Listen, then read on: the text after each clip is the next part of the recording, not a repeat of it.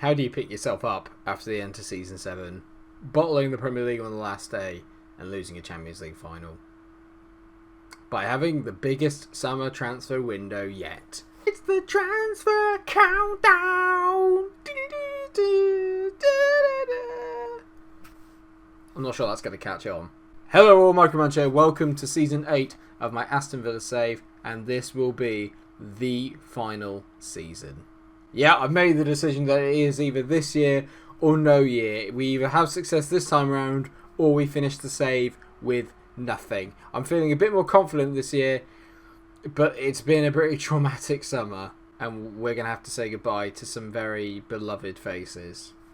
I think you all know who I'm talking about. I can't even look at it. Jack Lancaster is no longer an Aston Villa player.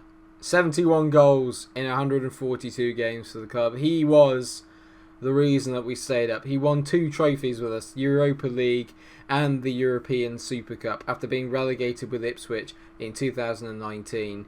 He has soared up through the ranks and has become one of my favourite ever players on Football Manager, but it was time to let him go. 2 rather poor seasons for the club just kind of showed that he was really on the way, and with Glenn Hazel arriving, he was never going to achieve that much. You can tell in his first few seasons for us, 23 goals, 24 and 17. It began to gradually dwindle to only 6 and then 1 goal last year, which is absolutely tosh. He actually scored 5.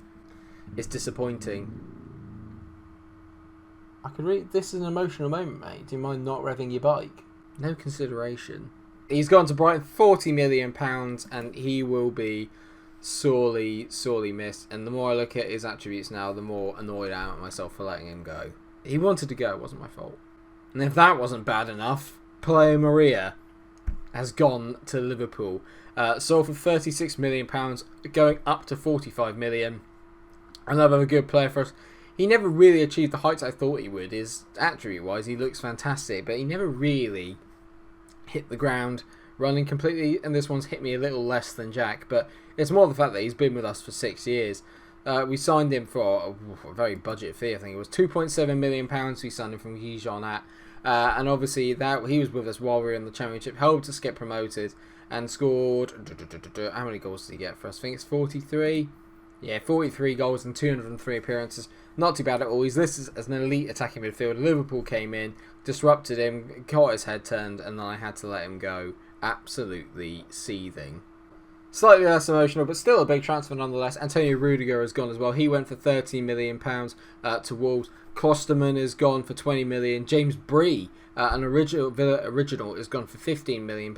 And Nubel, the reserve keeper that I had last year, has gone for £7 million as well. So there's been a little bit of a clear out. 6 players have left for money, but I've brought in 9.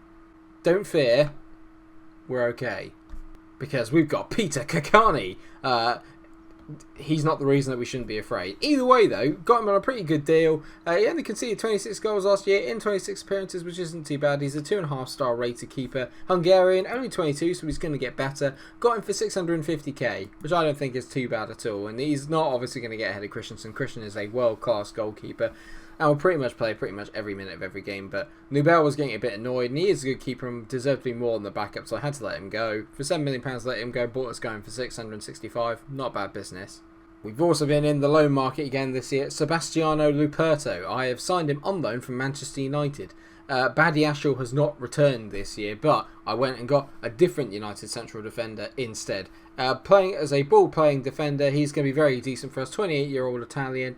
Was seen as surplus to requirements at United. I managed to quickly get in there and nick him. He's only 3-star rated, but he will do more than enough to be a good a good Premier League division player. I don't think he will be in the first team lineup. I think this year that's going to be Mai and Markovic, but he's a more than capable backup. And if we go free at the back, I have no hesitation in throwing him in at the deep end. I think this is actually quite a shrewd signing, but I've signed Luke Shaw for a free. Yeah, I know. I mean, 30 years old, yeah, he's getting on a bit, but valued at £36 million, only on 43k a week, which for a player of his standard is very good. It's going to give Fila some competition in that left-back slot. I do feel that even though Klosterman was a good utility player, he didn't really fit in well at left-back. I didn't have an out-and-out left-back replacement for Fila when he got injured. Luke Shaw fixes that, and for free, absolute bargain. Speaking of bargains, hello Thomas Diaz. Even though it might be the last save, it's not stopping me signing Wonder Kids, although this guy's actually listed as a world-class midfielder. Signed in from Brazilian side Colo Colo, I believe they're Brazilian anyway. He has come in and he just looks absolutely phenomenal. 3.5 stars, physically a tank, mentally a tank, technically very good indeed. He's going to be a good foil to Goretzka in the box-to-box midfielder role. Goretzka, obviously our player of the year last year, voted for by the fans, but this guy is going to give him a bit of a run for his money, and I found that maybe we were lacking a little bit in the midfield last year when things got a bit tight. I was having to bring on Henderson and Miguel, who Miguel is a decent footballer, and obviously Hendo is Hendo, but this is a real quality acquisition. Him and Antonin Vile together, wow, beautiful. Another one of the Wonder Kids signings I've made is Aurel Mora. Bought him in for 19 years old. Swiss attacking midfielder. Looks very decent. I automatically look at decisions of 17, passing of 17, technique 16, and leadership of 15. Work rate 15, and physically very good indeed. He looks like a really good acquisition. Already 3 stars at 19. Could be 4, probably higher if it were me. And the fact that we only got him for £13.5 million, and there are a lot of big teams sniffing around him, but I suppose technically now we are a big team. Nipped in, got him, very pleased. Plays at an average of 7.3 over his first 2 seasons at Basel. Very good indeed. I did say with James Bree probably not being the out-and-out quality right-back that I really wanted, I have now gone on signed Abdullah Hassan. Bought him in for £21 million from Valencia. We played against him last year and he did impress me there. He looks very good physically. Mentally could probably use a little bit of work, and technically not fantastic, but I do think that going forward he is better than James Bree, and he will be better than him. This is just in case, obviously, I have one more season in case we don't win anything. I can't not win anything in the save, so I say this might be the last season, but it might not be. Do you know what I mean? Another signing I'm relatively pleased with is Joe Willock. He ticks the English box for a start, which is always good. 25 years old, English, from Arsenal. Signed for £22 million. Another midfield option. Another good midfield option that I can play as the advanced playmaker and Mazzala. So a bit more of an attacking presence in that midfield. Flair of 15 gets me a bit excited, as does the acceleration and pace. Vision of 16 is good. Passing could probably use a bit of work. It's only 14, but it's not awful. I think he'll be a very good backup for the midfield, and this gives us more options. I've got 2 more big signings that I have made. One of them is more a kind of for the love of it signing, and one is just a damn big transfer. So we're going to go with my kind of cult hero. I love this player transfer, and that man is Roberto Firmino. That's right, for free, baby. I bought him in for free. Mentals for days. The boy's got absolutely everything. Technically fantastic. Can play as the attacking midfielder or as a deep lying forward, a role that I'd never played yet, and I'm looking for more from my striker, so maybe he is the man to go to. He's already got 2 in pre-season. Physically, yeah, he's a little bit on the wane, but his natural fitness is still at 16, and I think he could do a job for me, either as a backup striker, or if we go for 2 up front, playing as the more supportive role. Either way, I think it's a brilliant signing. He's still valued at £21.5 million. Wages are a bit expensive at 140k, but the teams that were sniffing around him, I had to go for him. Scored 115 goals and 314 games for Liverpool. If he carries on that ratio for us, I'll be delighted. And the big one, Anthony Martial, £56 million. He is in his prime at 29 years old. Deemed surplus to requirements at United. I'll have him every day of the week. With Pelé Maria going, there's a gap on that left-hand side of the midfield, and Anthony Martial ticks the boxes. 20 flair, 15 off the ball, 18 dribbling, 16 penalty taking, 17 technique. Still very quick off the blocks with a 17 acceleration and 17 pace. Relatively strong with 13, composure 16. Proven winner, which is the more important thing. He is a proven winner, and I fancy that he is going to get us a lot of goals in this system. He only scored 57 and 228 for United. I might even play him as our centre forward depending on how Glenn Hazel gets on, but I am absolutely delighted to have him in the team, and you better believe he's going to be playing today in our opening fixture, which incidentally is against Arsenal, and we've not been handed the easiest of starts. We've got Arsenal away, Swansea at home, then Liverpool at home, which is obviously tough, Burnley away, Wolves away, and Brighton at home. Speaking of the Premier League, we're again scheduled to finish 6th, but then you can tell how close it is now between all the big 6, and we have officially usurped Arsenal now in that big 6. City are favourites to win, Liverpool, United, Chelsea, Tottenham, and we are only at 5-1. So obviously the bookies fancy that we are really in with a shout this year after we ran it so close last time.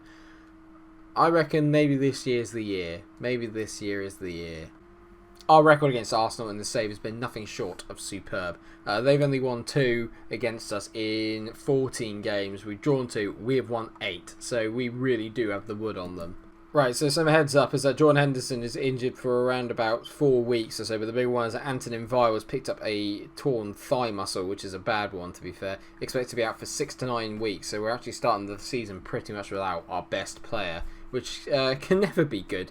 But we have got a lot more strength and depth this year. So, looking at the team, we've got Christensen in goal, Fila, Markovic and Hassan as the back 4. Diaz and Goretzka make up the midfield. Goretzka's be playing that deep line playmaker role today in Vial's absence. Martial's on the left. Navarro and Gaitan make up the rest of the 3. They're in behind Glenn Hazel, who I'm hoping will have a better goal scoring year this year. I need 30 goals. 30 goals is what I expect and what I need if we're going to get anything out of this year.